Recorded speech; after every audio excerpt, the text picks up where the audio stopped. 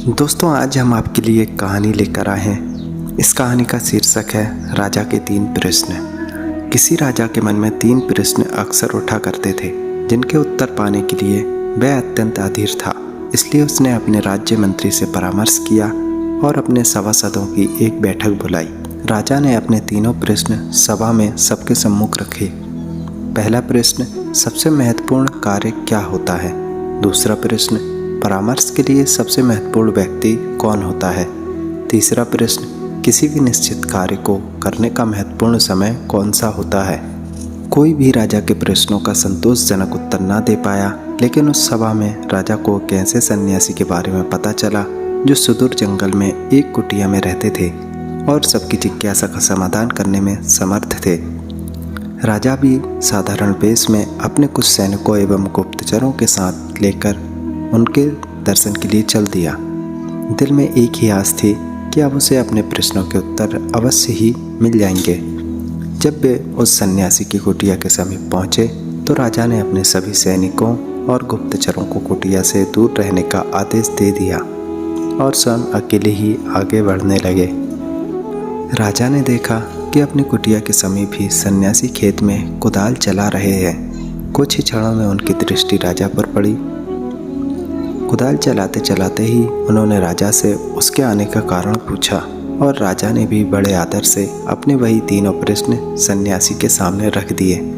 राजा अपने प्रश्नों के उत्तर की प्रतीक्षा करने लगे, लेकिन यह क्या, साधु ने तो उत्तर देने की बजाय राजा को उसकी कुदाल लेने का संकेत दे दिया और राजा भी कुदाल लेकर खेत जोतने लगे। आखिरकार राजा को अपने प्रश्नों के उत्तर जो चाहिए थे।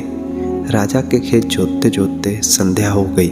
इतने में ही एक घायल व्यक्ति जो खून से लथपथ था और जिसके पेट से खून की धार बह रही थी, उस सन्यासी की शरण लेने आया। अब सन्यासी एवं राजा दोनों ने मिलकर उस घायल की मरहम पट्टी की। दर्द से कुछ राहत मिली तो घायल सो गया। प्रातः जब घायल आगंतुक राजा से क्षमा याचना करने लगा तो राजा ने आश्चर्य का ठिकाना ना रहा।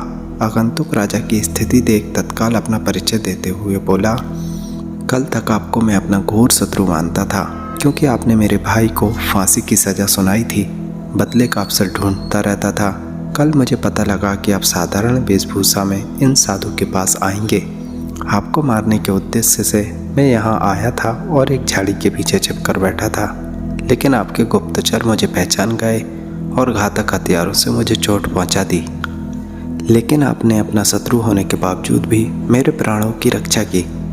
परिणाम स्वरूप मेरे मन का द्वेष समाप्त हो गया है। अब मैं आपके चरणों का सेवक बन गया हूँ।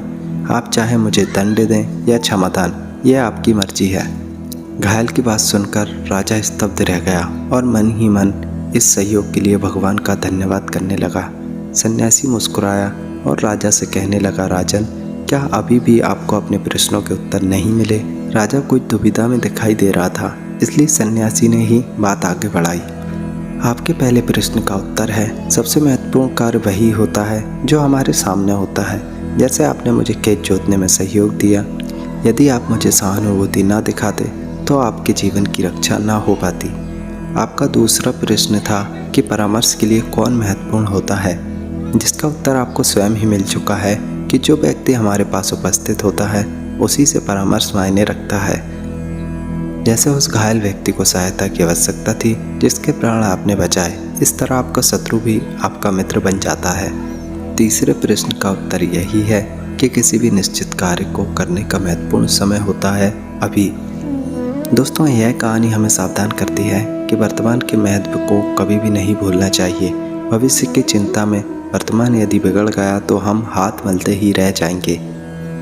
वीडियो आपको कैसा लगा हमें कमेंट करके अवश्य बताएं और चैनल को सब्सक्राइब करें। धन्यवाद।